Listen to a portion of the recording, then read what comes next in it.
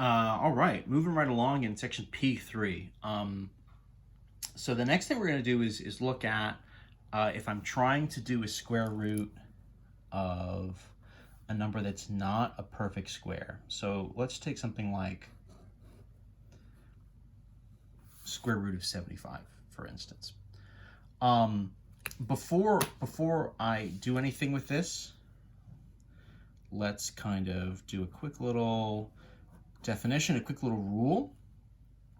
And that's going to be that the square root of a product, so if I have the square root of a times b, I can actually break this root up and essentially distribute it over the multiplication. So square roots for us here, right, if I have the square root of a times b, it's really going to be equivalent to me to the root of a times the root of b. So I can kind of break a root up over multiplication, or kind of vice versa. You know, if I have a root times another root, I can actually kind of compress them down and do the root of, you know, one thing altogether. We'll kind of do this in both directions here as we go. So why do I want this? Well, what matters here? If I go back to the question that I had, which is, okay, so root of 75. So what can I do here? 75 is not a perfect square, right? It just isn't. There's nothing we can do about it. There's no number. I mean, whatever. There's like a decimal number that I could square to get 75.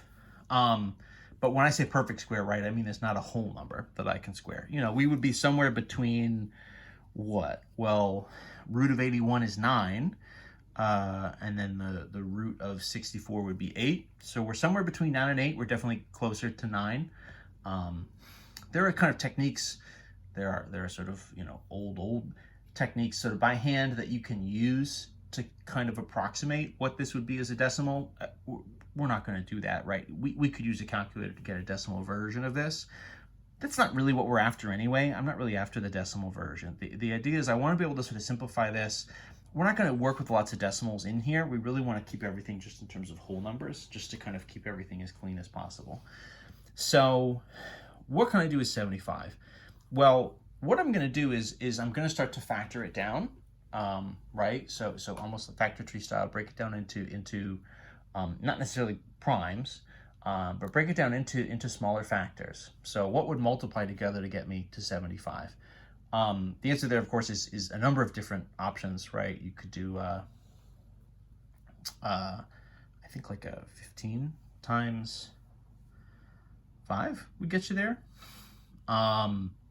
25 times 3 would get you there. Those might be the two. 1 times 75, but of course that doesn't do anything because then you just have 75 again. So what I'm going to do is I'm going to start to break it down, but I want to be strategic. So I want to break it down and look for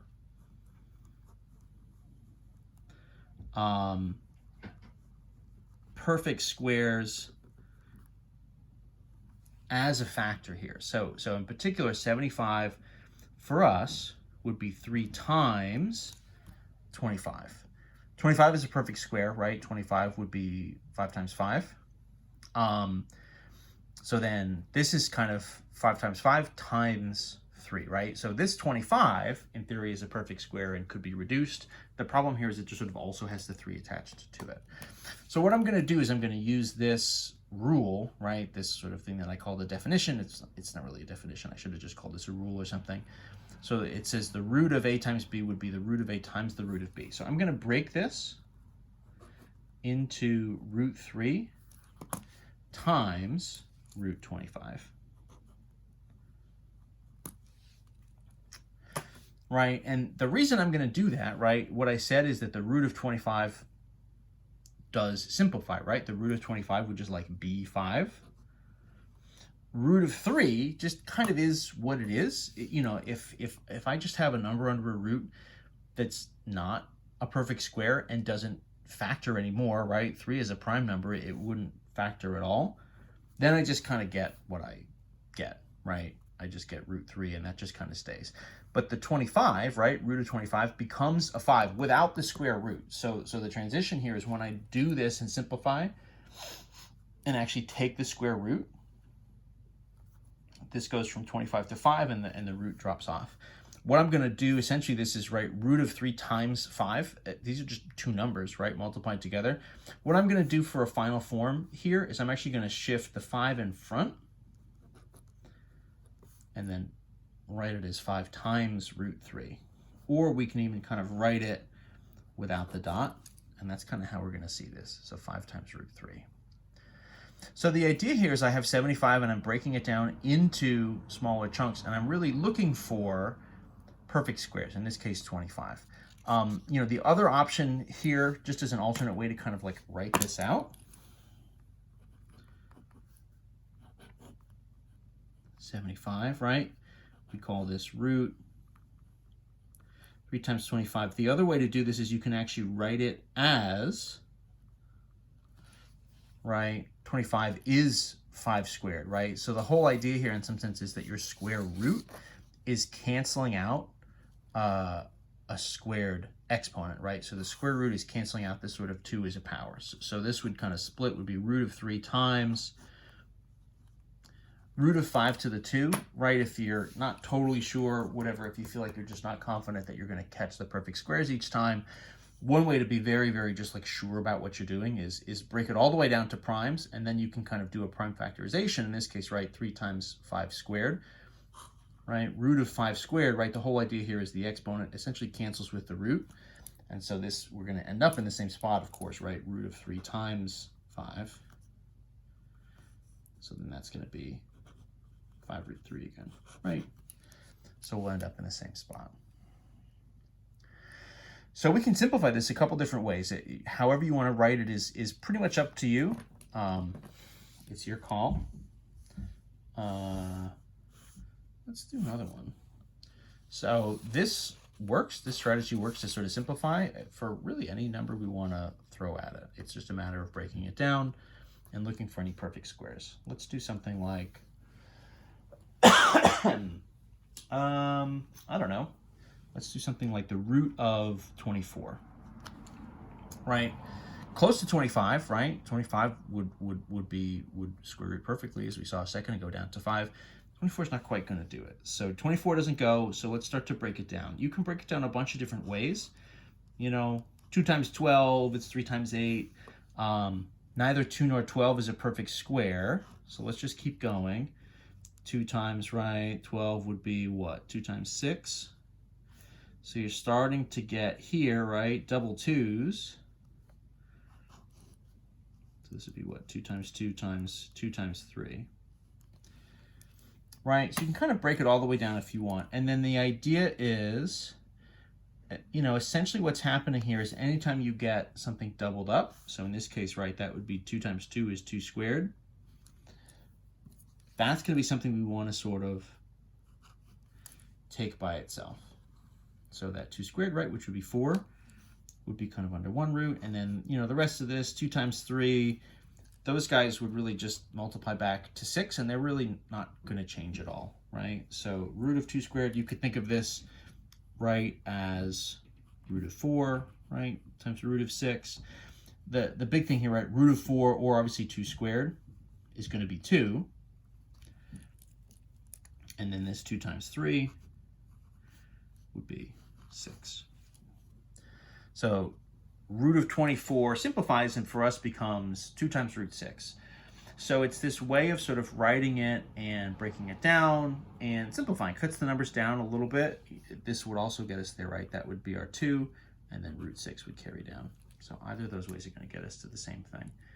So it's just a way of sort of simplifying these things down together. And getting more reasonable numbers. We're actually going to need to do this when we start to try to like add, subtract, and it's going to help us with different like multiplication, division type stuff. Let's break one more of these down, maybe. How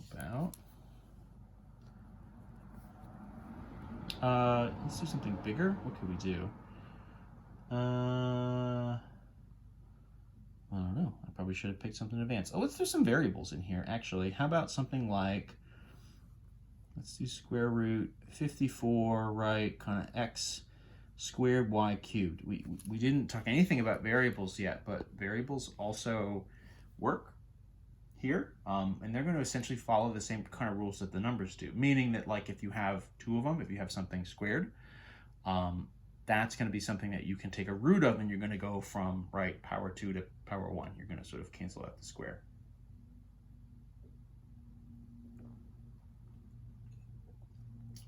So let's break this all apart. We've got 54.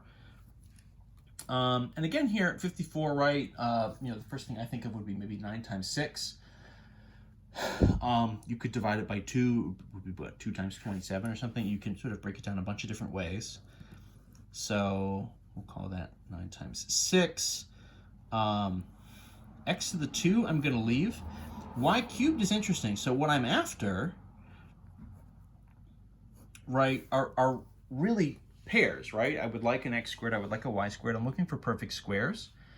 So what I'm going to do here is I'm going to be a little strategic. So x squared is kind of the form I want. Y cubed, right, would be y to the 2 times another y, right? That would kind of be y to the 1. So what I'm going to do is I'm going to kind of break that up, and I'm going to take 2 of the y's. There'll be something that I can simplify, and the rest won't be. So now I'm going to break these roots up. I know that 9 is a perfect square, so I can leave that. 6, I kind of know, right, would be 2 times 3. That's not going to simplify down any further. X to the 2 should go.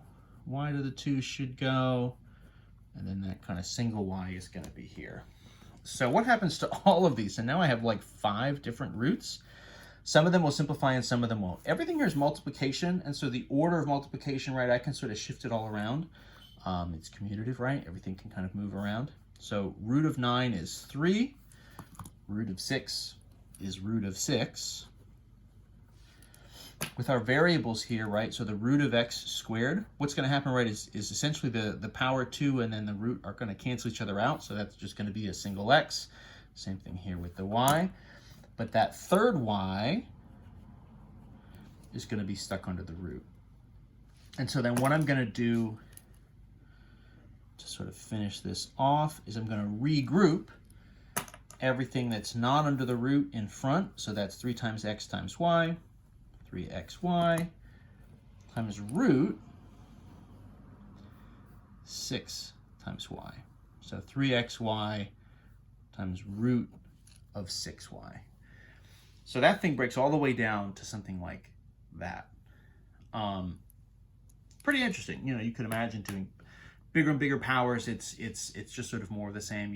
If it's a 5, you can break it down to a 4 and a 1. The 4 you can break down to a 2 and a 2 and a 1 and sort of go from there, right? All this sort of stuff will go. I'll pause this video there. We'll dig in a little bit further. We're actually going to look at what would happen if we try to like add, subtract, maybe do some more multiplication with these, or even division with some of these like roots.